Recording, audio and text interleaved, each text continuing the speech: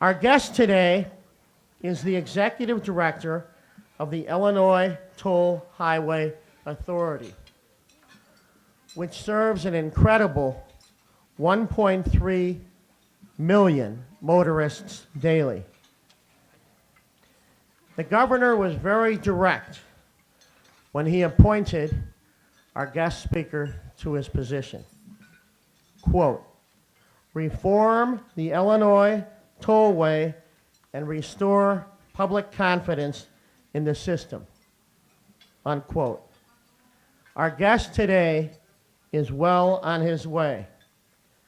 He is a triple rambler. He has a bachelor's, an MBA, and a law degree from Loyola University. He is vice president of the Irish Fellowship Club of Chicago. Ladies and gentlemen, please welcome to the City Club of Chicago, the Executive Director of the Illinois Toll Highway Authority, Jack Hartman. Jack.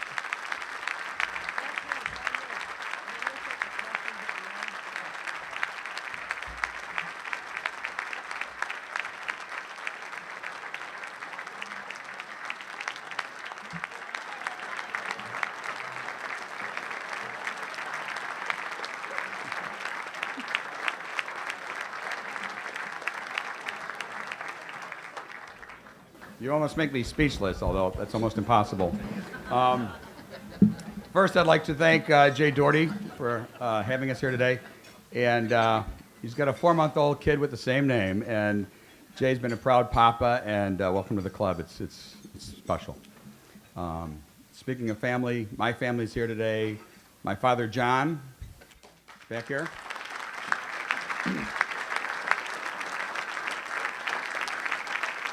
My brother Mark,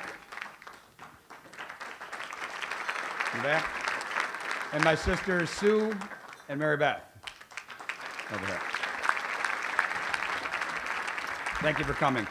I'm going to start out tonight by countering some of the misinformation that's been going around with some groups that our financial plan.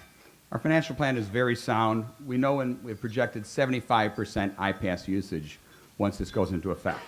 And this is what we want, fewer people waiting in line to pay tolls. So we've included these IPAS projections in our plan. We've included all of the truck rates and everything else in the plan. And we think it works, that it has no increase for people who have an IPAS for the next 10 years under this plan. Second, promises were made in the past by the tollway, and hopefully Dan, well, it was 1954, so you weren't on the board back then.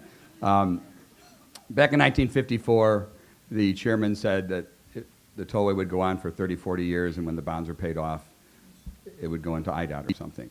That's not going to happen. IDOT doesn't have the money to sustain the tollway.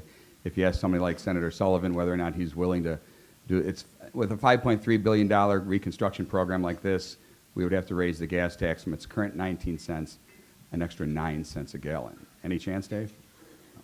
Property taxes, Dave? Okay. So the tollway's not going to go away. So you've got to figure out, how do we rebuild it? And is this the right plan to rebuild it? We've come up with what we think is a great plan, and it puts $5.3 billion into our system over the next 10 years. Most of that money is front-loaded, so most of the construction comes in the first 5 years. So that's important. Open road tolling comes in the first 2 years. The tollway does not receive any state or federal funds. We don't receive any of the gas tax to go to our system. All tolls go right back into the road. Almost the entire $5.3 billion is going into road projects. And we've been meeting with municipal leaders, legislators like Dave, community groups, Civic Federation, other people, MPC, to talk about this plan in the past year and putting it together. So we've gotten input over the past year and a half, trying to figure out what this plan should be. And we've gotten a lot of comments on that. We've had public meetings for the past 2 weeks. We've got our last 2 public meetings tonight. Jerry, I hope you'll be there. We're going through that, Lake County and McHenry County tonight. Then we go to our board next week for a vote, and hopefully we'll move this forward.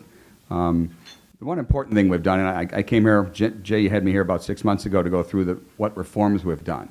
And it's important to note that, as you said, the governor sent me here to reform the tollway, and John Mottola, our chairman, we've increased the accountability. We've cut 123 positions. We've eliminated, we had 38 audit findings when we got here last year. We've eliminated almost all of them. We began running like a business. I was just on with the president of Jewel this morning because we're going to be selling, what could be almost 1 million transponders in the next year.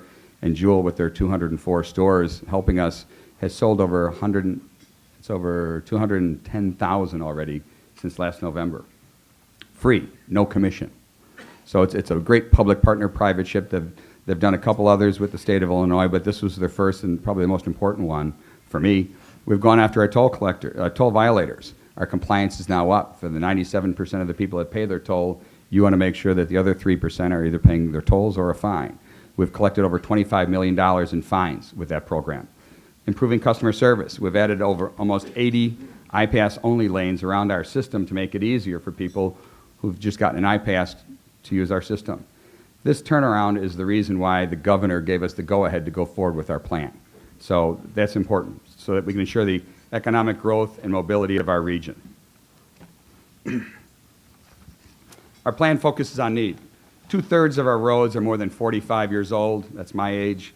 Anything that old should be replaced or rebuilt.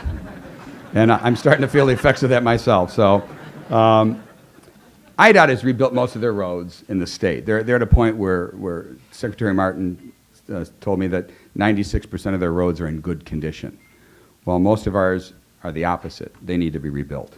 The base is crumbling underneath. We've been doing overlays. You can't go 21 years without rebuilding a system, and that's essentially what we've done. We keep putting it off. Prior governors didn't have the courage to do what Governor Blagojevich did, come out and ask for an increase to move this forward. We're the third most congested urban area in the country. It used to be just the expressways downtown were congested. Now you can't go suburb to suburb. You can't go from Elgin to O'Hare without being stuck for an hour in traffic. You can't go from Aurora to Oak Brook. So people can't get to their jobs. We've got to do something about it. So that's the important thing with our plan and what we're doing. So we reevaluated the entire system. We met with local municipalities, planning groups, others. We validated many of the needs that we saw. We got some new ideas from people. We got some new suggestions. We focused on reducing congestion because, to me, it's a quality of life issue. I want to make sure I'm home at night to see my daughter play soccer. I want to make sure I'm home to help my son in baseball. You can't do that on a congested highway system that we have today. And we're not doing it alone. We need people like Carol Brown to make sure that the CTA is vibrant also, because you can't just keep putting up lanes. It doesn't work that way. Having worked at the CTA for 6 years, I know that public transit is a partner in this transportation issue, and we've got to figure out better funding for them in the future also.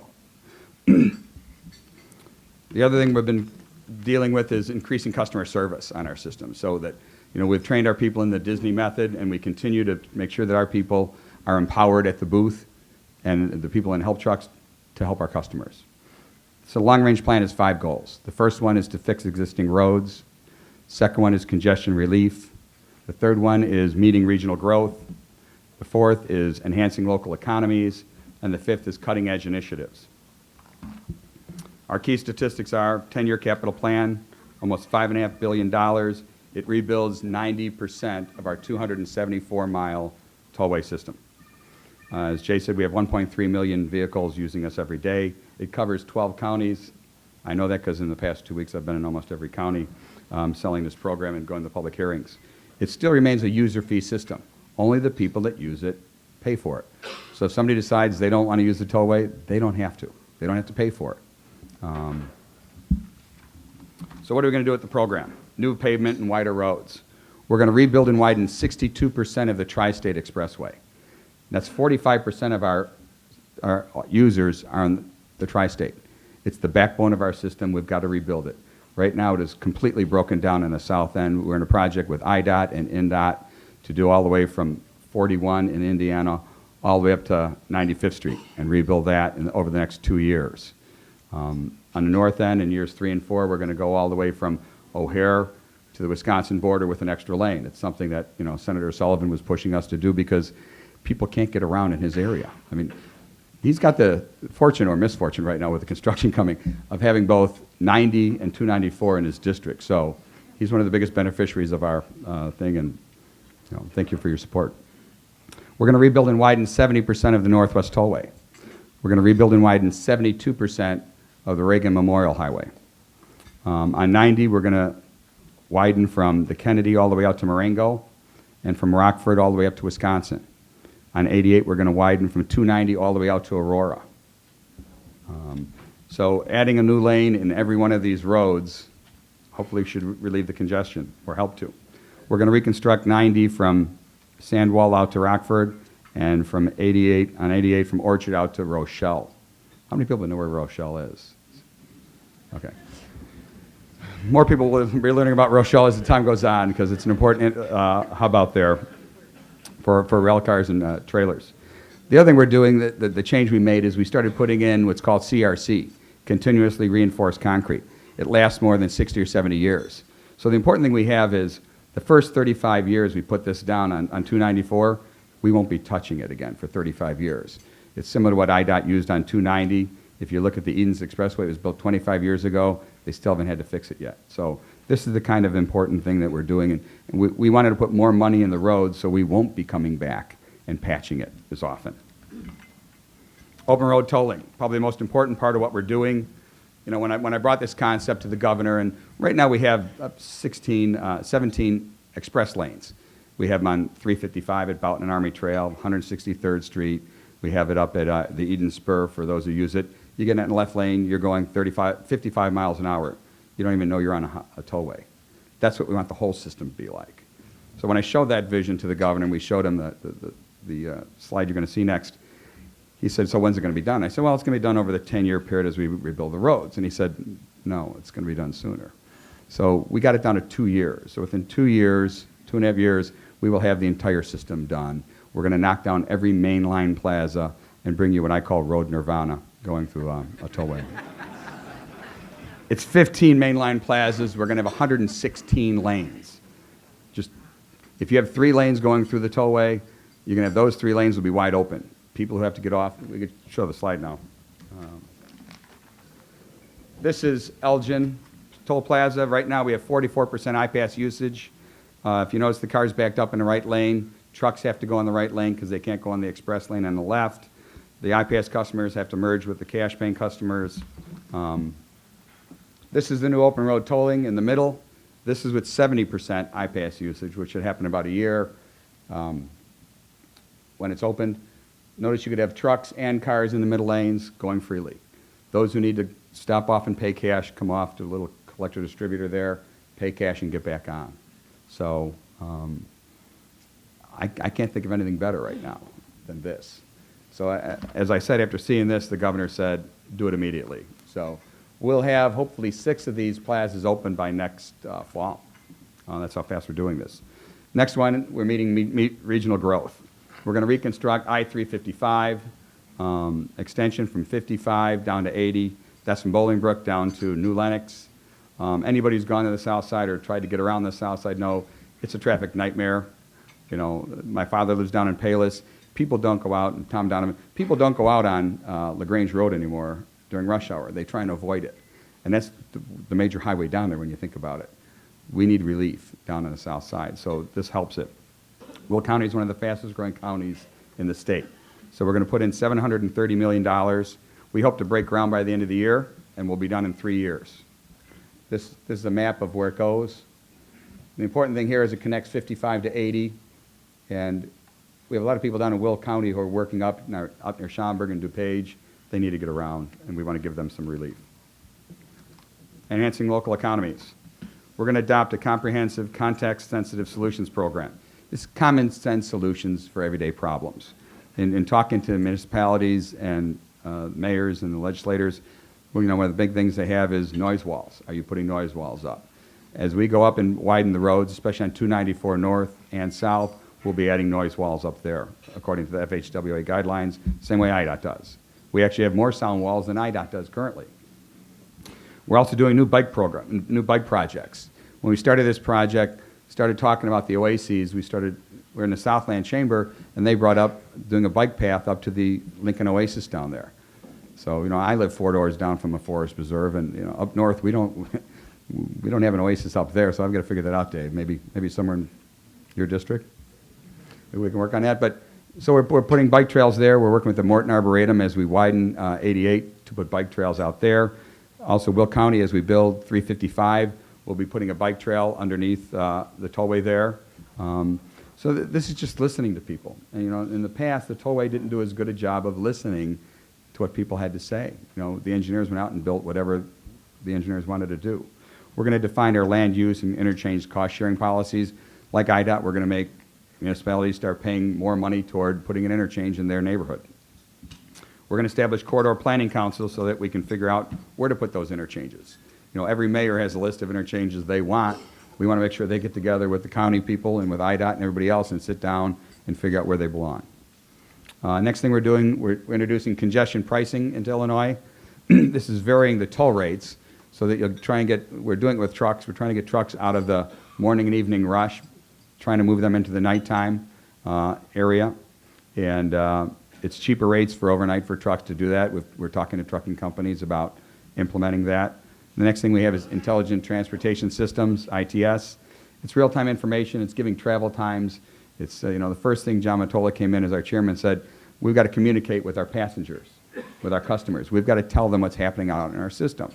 It can't be that you're stuck in traffic and you got to wait for WBBM to tell you what's going on. So we're putting up 34 dynamic message signs. You may see them going up around our system right now. We'll have 34 by the end of 2005 that will tell you what your commute is, if there's a jackknife semi or something else getting in the way. So you can get on your cell phone and call your colleagues and tell them, I'll be about 20 minutes late. You can make decisions on that. We're also coordinating with IDOT and the counties and the municipalities, and when we do our construction and they do theirs, how it affects each other. How many people use gcmtravel.com? How many people know about it? Oh, not enough. You can go to our website and get a link to GCM.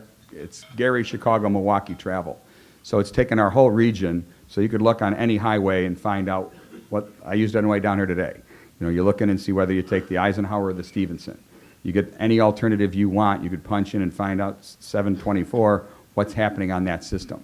So that's another important resource. If you do have a choice, go on there, you could look at that. I've got it on my BlackBerry, you can pull it up in a minute and know what's happening all around the city. So that's important for us. Benefits of the plan. Investing $5.5 billion over 10 years, it becomes an economic engine for the state. It creates 252,000 jobs. 122,000 of those are direct construction jobs. The other ones are ancillary jobs. It reduces travel times up to 15 minutes each way for a commute, and it reduces emissions and future construction. Important point, how do we pay for it? Because this is the one thing no prior governor has figured out, and the Tollway Board couldn't get across to anybody. So tolls haven't increased since 1983. Name one business in the room that hasn't increased their rate in 21 years.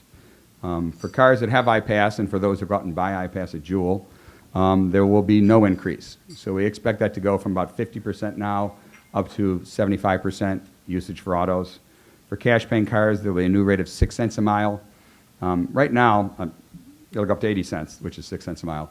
Right now, we pay 3 cents a mile. It's the cheapest in the country, of any tollway in the whole country. We're going up to 6 cents. The national average is 9. If you look at the Skyway, it's already at 26 cents a mile. People have been using, I use it. It's an easy way to get around. It's convenient.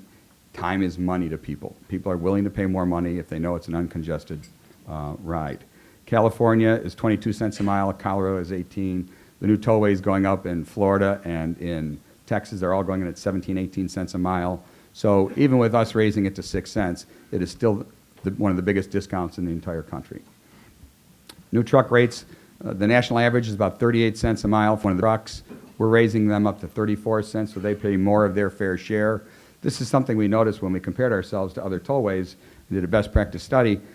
We found out everybody else was charging trucks more, and they were paying more of a share.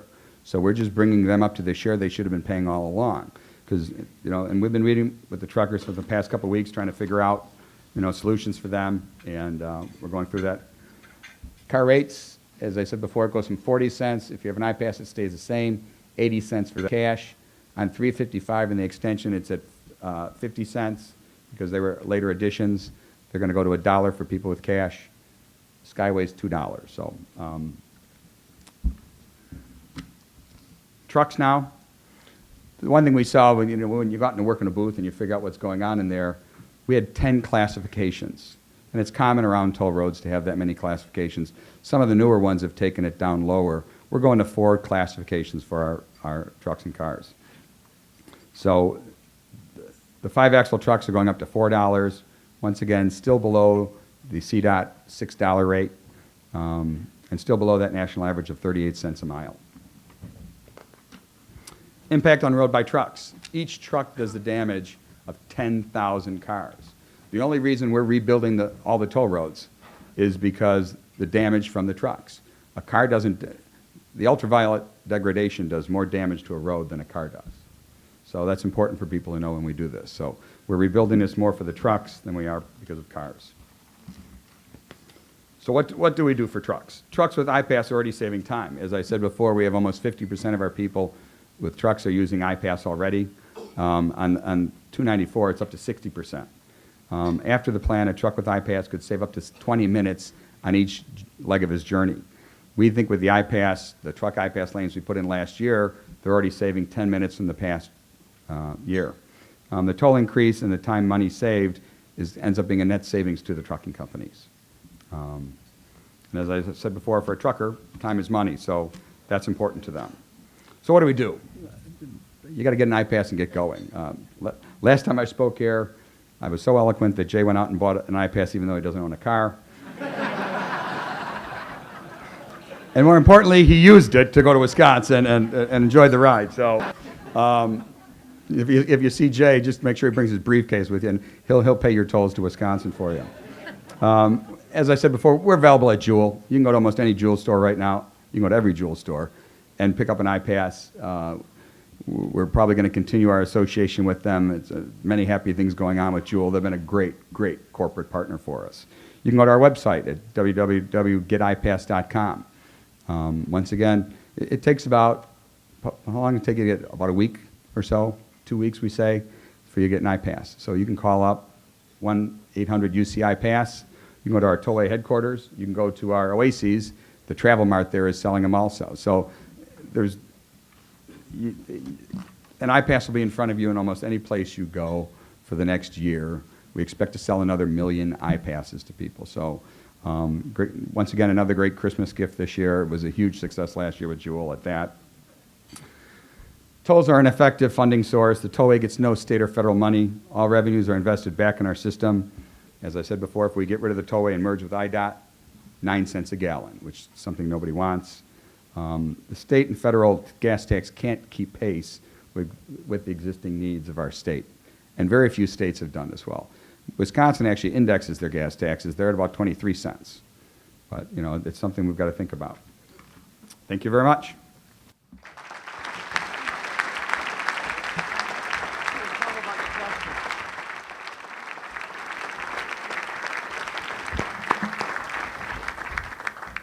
I'm sure there are questions. City Club just has one rule: state your name and speak into that microphone there, because as I said, this is all on cable TV, and we want everyone in the viewership area to hear the questions and the answers. I'm Joyce Saxon. I'm a member of the board of the City Club. I heard a lot of very negative spots on news radio. Who sponsored them? They were saying, you know, that scratchy voice that said, you promised us free roads in 1980 and you didn't deliver. Sounds like you. No. Who sponsors it? It was the Citizens Advocacy Center or something. What's their problem? Because I want Illinois to have the best roads in the country. I'm a citizen. There you go, Joyce. More importantly, in the words of the late Mayor Daley, what's their solution? You know, and anybody can have a problem. Anybody can come to us and say, I don't want tolls. Fine. I don't need to be here. My wife would love for me to get a regular job and go home and have regular hours, and the family would be a lot happier than they are the past month. But someone has to pay for it, and we have to find a funding source for that. And right now, most other states are going more toward tollways. So as you see, Florida, Texas, California, they're adding a new toll road every other year. So most people think the user fee system is the way to go with this. What I ask groups like that is, what would they like us to do, and what is their solution for funding? They don't have a solution. What they have is, we don't want tollways. They don't know what the solution should be, but I don't know. Who funds them? Spots on BBM News Radio are not cheap. I don't know. I can't figure that out.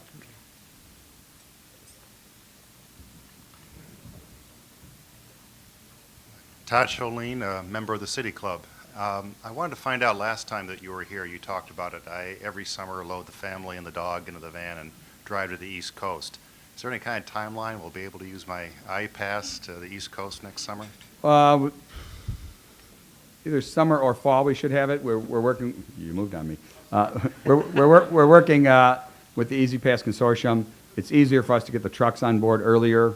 It's software changes. Essentially, we've got to take a database of. We have 1.3 million in our database now. We have to take the entire East Coast database, which is about 10 million transponders and all that info, and load it in. So it's a lot of software upgrades that we've got to do.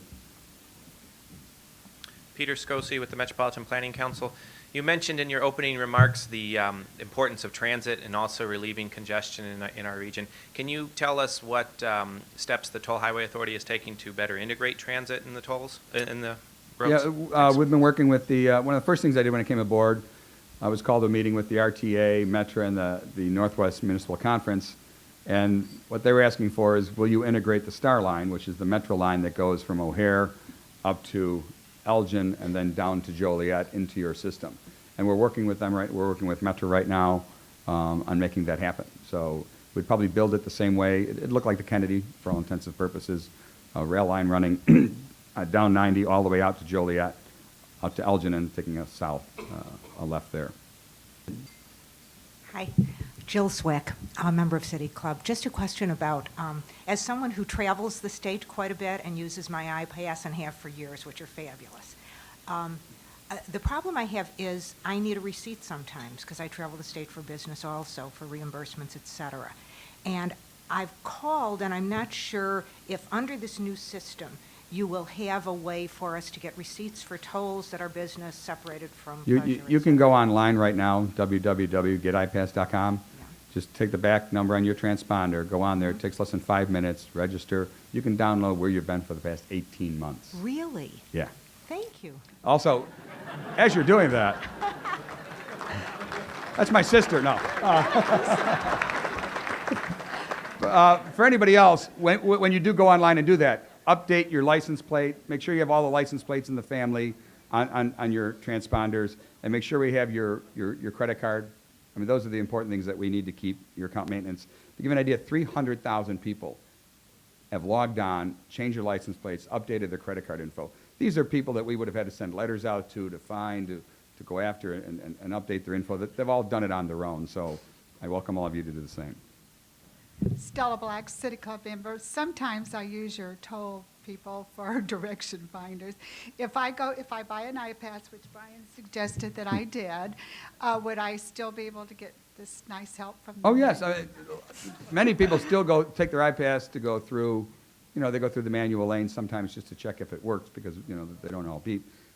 You can still go back and ask them I questions. get lost a lot. Don't worry. You can get one of those never lost things from Hertz, and GPS might.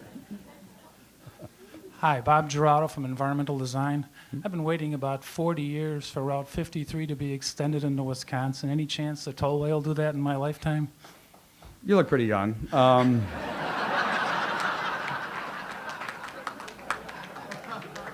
It's not in our 10-year plan.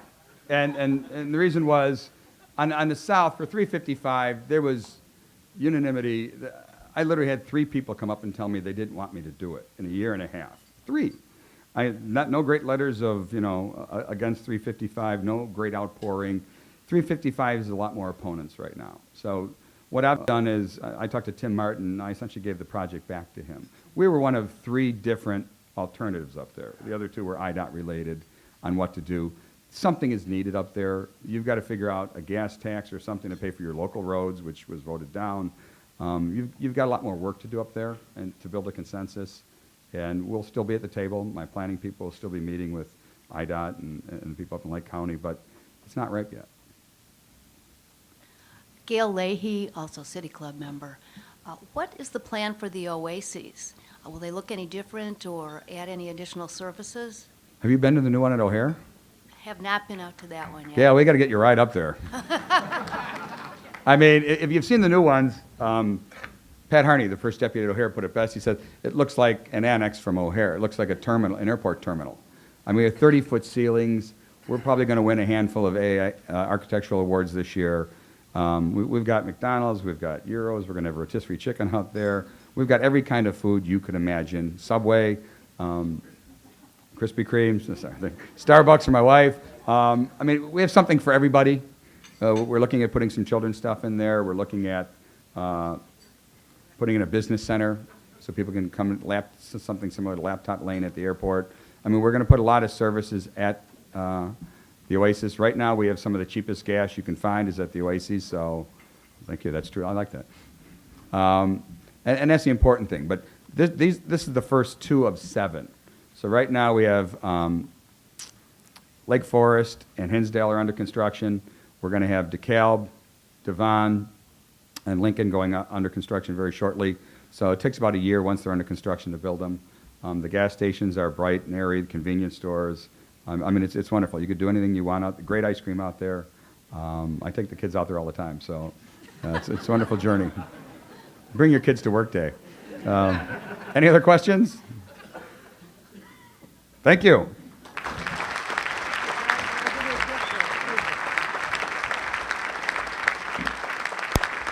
Thank you, Jack.